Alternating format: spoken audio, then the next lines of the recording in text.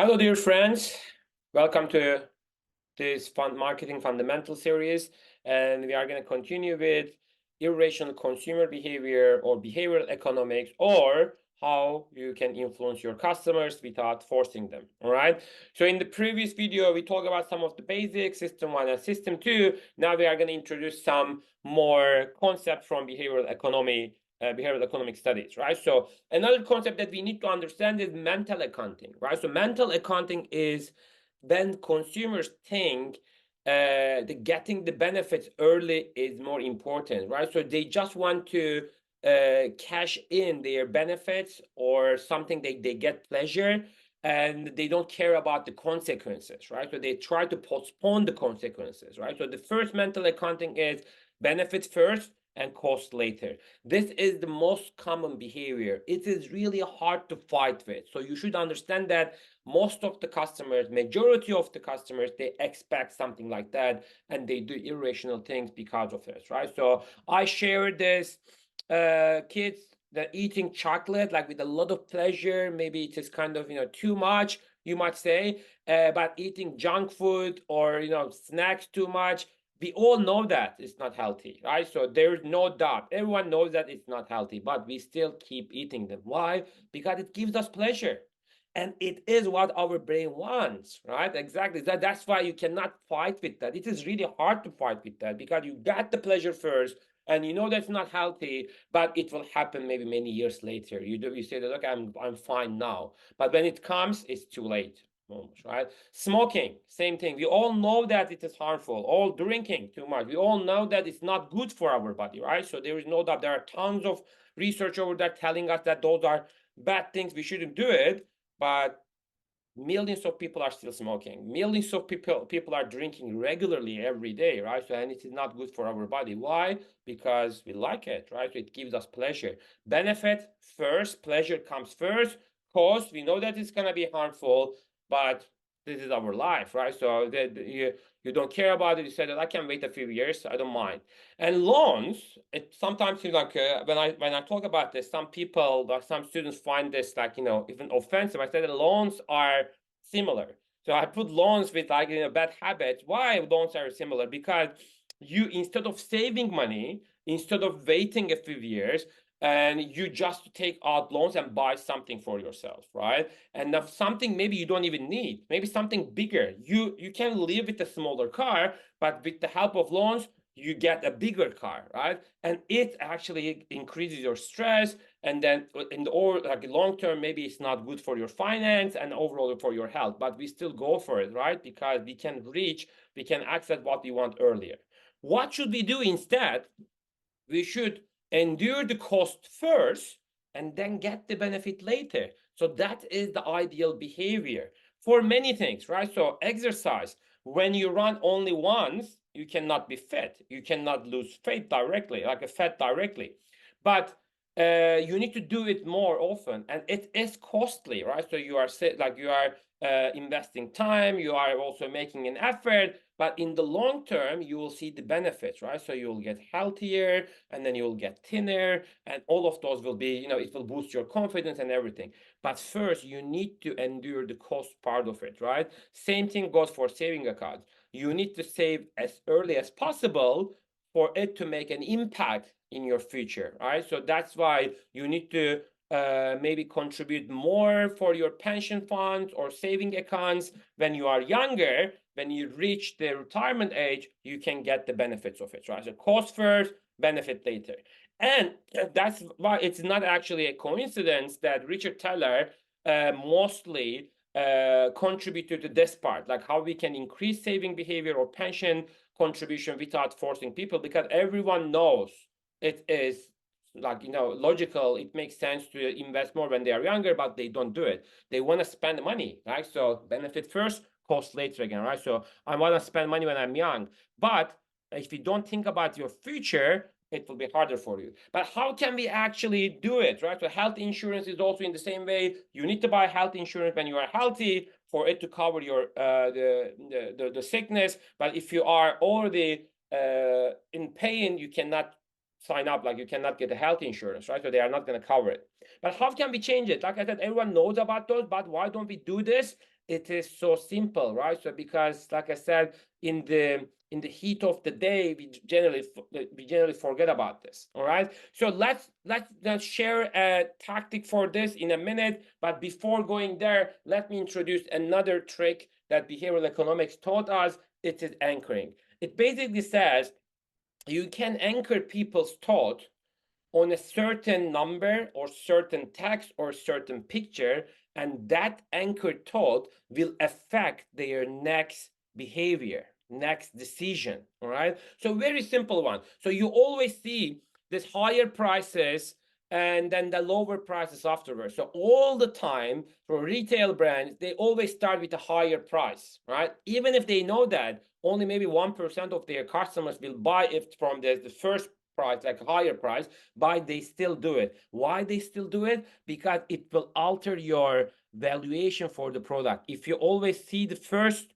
price, even if you know that this is a tactic, your system one will look at the higher price first and said that, oh, okay, so it was 730 before, now it is 440. It means there's a huge discount, so I should buy it, right? So it's a good bargain, and that is called anchoring. Anchoring is not only happening with those price tags, it's randomly, the random numbers can affect your behavior. So if I ask you, for example, sometimes I do this, if I ask you to think about your student number, last two digits of your student number, and write it down on a paper, like 98, this should be 9, but I don't know why I cannot make it 9. That is very annoying. But let's assume this 9 and this is 8.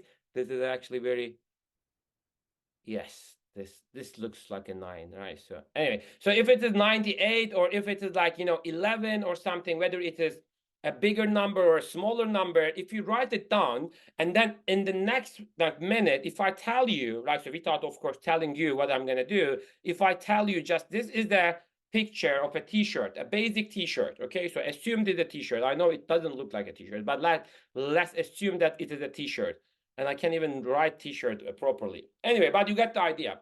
And then if I tell you to just guess the price of this t-shirt, it is very strange, but I mean, I did this so many times, and I always find the same thing, and then other experiments also did the same thing, and found the similar findings.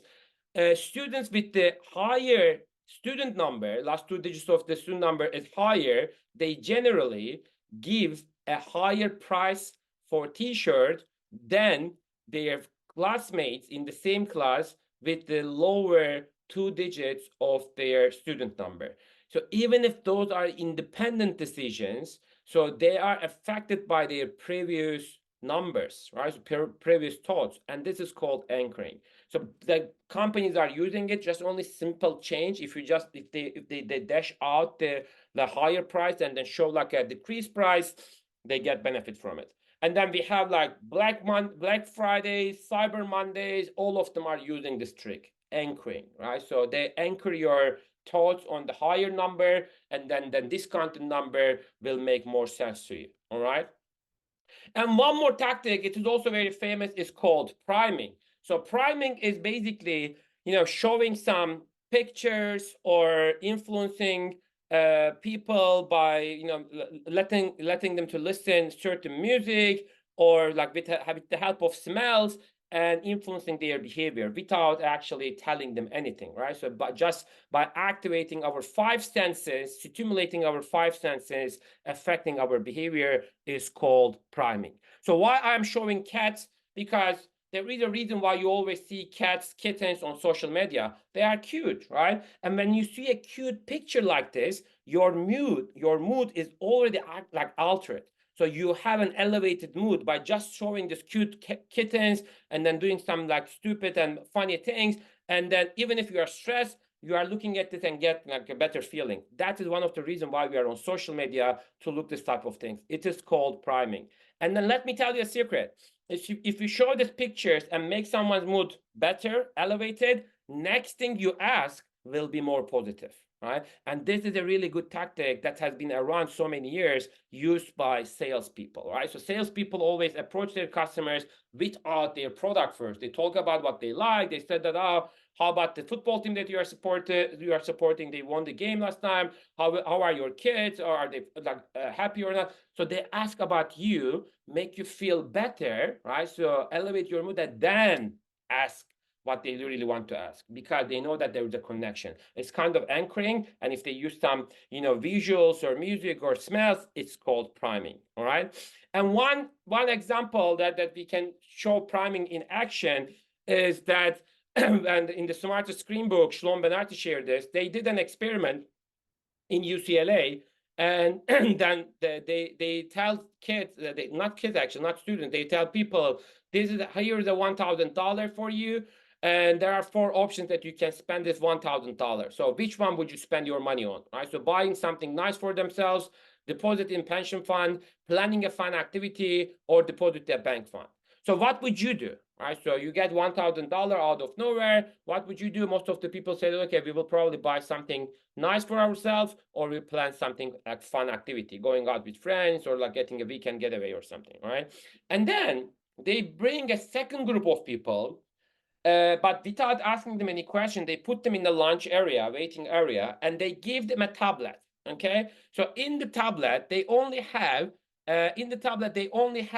one app, and it is the aging app, right? So they can take a picture of themselves and then see how they will look in 30 years time, how their older self will look, etc. They spend like 5-10 minutes with this aging app in the lunch area, and then they put them in the room and ask the same question again. All right. So they said that in the second group, right? So when I say again, in the second group, those are totally different people. So this is an experiment, right? So they asked them like, here's $1,000. So how would you spend your money on? And here are the 4 options.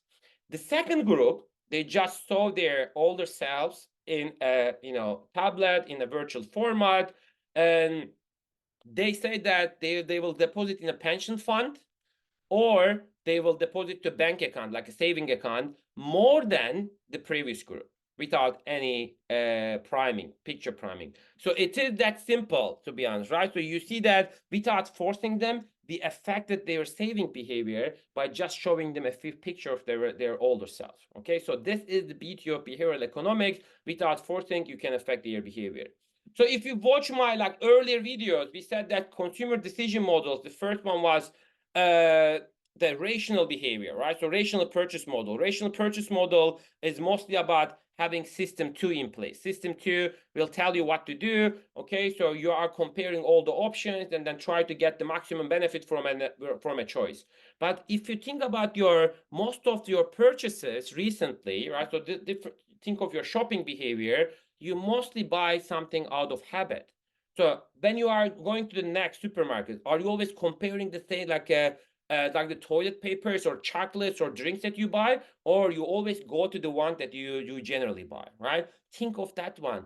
We are mostly driven by our habits, right? And that is why we as marketers, we try to get consumer from rational behavior with the help of reinforcement, giving them some benefits, like claiming something for them, and then take them to the habit model. Okay, so that is the dream of a marketer. We don't want them to think too much. We just want them to habitually buy from our brand, right? So that is the kind of like a pinnacle of marketing success. When you reach there, that's PT. But how you do this? With the help of reinforcement. So when we say reinforcement, so let's say there is a stimulus and there's a desired response, right? So this is your stimulus. You said that, okay, if you buy this product, you will get this in return. And then if you keep saying that, you reinforce their behavior, and eventually you expect them to buy from you habitually. And this model is again from my textbook, Consumer Behavior International Edition, right? So I'm the co-author of this textbook as well.